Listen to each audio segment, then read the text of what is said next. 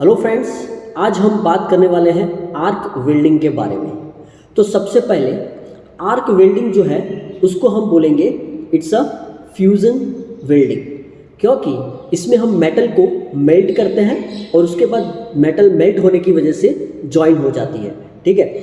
दूसरी बात, आप यहाँ पे फिगर देख सकते हो, दो फिगर है लेकिन दोनों का प्रिंसिपल सेम है। यहाँ पे हमें क्लोज सर्किट बनानी है। ठीक है। तो यहाँ पे आप देख सकते हो इलेक्ट्रोड होल्डर है, उसके बाद यहाँ पे इलेक्ट्रोड है, ये वर्कपीस है और ये केबल है। ठीक है। तो यहाँ पे ये क्लोज सर्किट बन जाएगी। कब बनेगी? जब आप इलेक्ट्रोड को वर्कपीस के साथ टच करोगे। ठीक है। जब आप इलेक्ट्रोड को वर्कपीस के साथ टच कर रहे होंगे तब यहाँ पे एक क्लोज सर्किट बन जाएगी।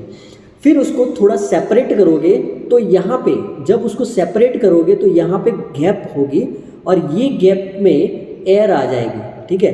और एयर जो आएगी और वो सर्किट यहाँ पे जो करंट का फ्लो हो रहा है उसकी वजह से वो एयर जो है उसका आयोनाइजेशन होगा और आयोनाइजेशन होगा उसकी वजह से यहाँ पे आर्क क्रिएट होगा। ठीक है। तो आर्क कैसे प्रोड्यूस होता है वो मैंने आपको बताया कि यहाँ पे एक क्लोज सर्किट है, इलेक्ट्रोड को वर्कपीस से टच करना है, उसके बाद उसको थोड़ा सेपरेट करना है। सेपरेट होने की वजह से इसके बीच में जो एयर कैप बचेगी और वो एयर जो है वो आयोनाइज होगी और उसकी वजह से यहाँ पे आर्क जनरेट होगा। तो ये उसका बेसिक प्रिंसिपल है। अब जो आर्क होता है उसका टेम्परेचर 6000 डिग्री से 7000 डिग्री जितना होता है। जो आर्क होता है उसका सेंटर यहाँ पे बोला गया है कि सेंटर ऑफ द आर्क। ठीक है। तो एक दूसरी बात है, उसके बाद यहाँ पे जो इलेक्ट्रोड जो होगा वो भी मेल्ट होके इसका एक पार्ट बन जाएगा, वेल्डिंग का एक पार्ट बन जाएगा। तो इलेक्ट्रोड भी उसके साथ साथ यहाँ पे मेल्ट होगा। उसके बाद नेक्स्ट चीज़ जो है, यहाँ पे हम जो करंट सप्लाई कर रहे हैं वो AC या तो DC दोनों हम यूज़ कर सकते हैं। ठीक है। तो AC सप्लाई कब यूज़ करना है एंड DC सप्लाई कब यूज़ करना है वो हम आगे देखेंगे, लेकिन अभी आप ये याद रखो कि इसमें AC एंड DC दोनों हम यूज़ कर सकते हैं। Depend on material, depend on penetration, हमें कौन सा यूज़ करना है वो बाद में मैं आपको इंडिविजुअली जो भी हम वेल्ड के बारे में देखेंगे, आर्क वेल्डिंग जो भी होगा उसमें मैं आपको बताऊंगा। ठीक है। तो एक तो ये बात है।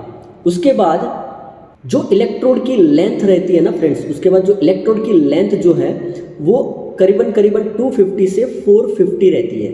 ठीक है। एंड उसका जो डायामीटर रहता है वो 1.6 to 9 mm उसका डायामीटर रहता है। जैसे जितना पेनिट्रेशन हो, जितना एरिया हो, जितनी थिकनेस हो, उसके हिसाब से वो डायामीटर कंसीडर किया जाता है। और जो आर्क की लेंथ है वो यहाँ पे 3 to 4 mm जनरली होती है। आर्क की लेंथ जो है वो 3 to 4 mm। और ऐसा भी कहा जाता है कि आर्क की लेंथ जो है वो generally it's depend on the diameter of electrode. ठीक है। तो इलेक्ट्रोड के डायमीटर के हिसाब से भी आर्क की लेंथ यहाँ पे चेंज हो सकती है। तो फ्रेंड्स यहाँ पे हमने बेसिक प्रिंसिपल देख लिया, फिगर के हिसाब से हमने कैसे वर्क करता है वो देख लिया। अब देखते हैं एडवांटेज। ये बेसिक है एडवांटेज। तो एडवांटेज मैं क्विक से आपको बता देता हूँ कि it's most versatile process. Okay. कोई भी थीन या थिक सेक्शन पे हम अप्लाइड कर सकते हैं। कॉम्प्लिकेटेड शेप को हम वेल्ड कर सकते हैं। Welding can be done in any position, vertical, horizontal.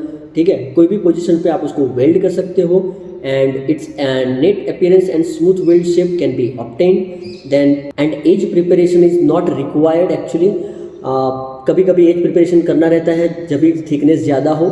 The equipments are portable and less expensive. आप देख सकते हो कहीं पे भी हम इक्विपमेंट को लेके जा सकते हैं, कहीं पे भी वेल्ड कर सकते हैं। देन डिसएडवांटेज भी है इसके। सो इलेक्ट्रोड जो होता है वो कोटेड रहता है। ठीक है। अब कोटिंग की वजह से उसमें जब वो मेल्ट होगा तो उसमें स्लैग फॉर्मेशन होगा और वो जो स्लग है वो उसका एक पार्ट बन जाता है। अगर वो ऊपर की ओर नहीं रहा और थोड़ा अंदर डीप में हो जाता है तो वो डिफेक्ट आ सकती है। ठीक है। Then welding control is difficult. आपने अगर वेल्ड किया हो तो इतना ईजी नहीं है, उसके लिए आपको प्रैक्टिस की ज़रूरत पड़ेगी। ठीक है। Then the process need filler material की ज़रूरत पड़ेगी and it is a slow process. तो ये उसके एडवांटेज एंड डिसएडवांटेज है। अब देख लेते हैं उसकी एप्लीकेशंस कौन कौन सी है। तो यहाँ पे बहुत सारी जगह आपने वेल्ड तो देखा ही होगा, बहुत सारी जगह air receiver, boiler, pressure vessel, fabrication में मोस्टली वेल्ड यूज़ होता है। Then automobile, chemical, aircraft industries है वहाँ पे। देन शिप बिल्डिंग है, वहाँ पे वेल्डिंग का बहुत यूटिलाइजेशन रहता है। ब्रिज कंस्ट्रक्शन में यूटिलाइजेशन रहता है। तो वेल्डिंग आप हर जगह देख सकते हो, ठीक है। तो उसकी एप्लीकेशन बहुत है। तो ये था फ्रेंड्स बेसिक्स ऑफ वेल्डिंग। उसके बाद फ्रेंड्स पोलैरिटी। तो जब AC और DC both current we can use, ठीक है, AC एंड DC। तो AC करंट जब आप यूज़ करते हो तो उसमें वो तो आप कहीं पे भी AC प्लग में आप यूज़ कर सकते हो, लेकिन जब आप DC करंट यूज़ कर रहे हो, डायरेक्ट करंट, तब उसमें आपको पोलैरिटी ध्यान में रखनी है। तो उसमें दो टाइप की पोलैरिटी रहती है, एक तो है स्ट्रेट पोलैरिटी एंड दूसरी जो है उसको हम बोलेंगे रिवर्स पोलैरिटी, ठीक है। तो स्ट्रेट एंड रिवर्स पोलैरिटी कब रखनी है और उससे क्या चेंज होता है, मटेरियल कौन से मटेरियल में कौन सी पोलैरिटी रखनी है, वो हम देखेंगे नेक्स्ट वीडियो में, ठीक है। आज ये यहाँ तक रखते हैं कि आर्क वेल्डिंग का बेसिक प्रिंसिपल क्या है, उसकी figure, basic things and advantage, disadvantage and applications, right. So hope friends आपको ये वीडियो अच्छा लगा हो तो लाइक कर दीजिए, शेयर कर दीजिए एंड सब्सक्राइब करना मत भूलिए। Thank you. जय हिंद, जय भारत।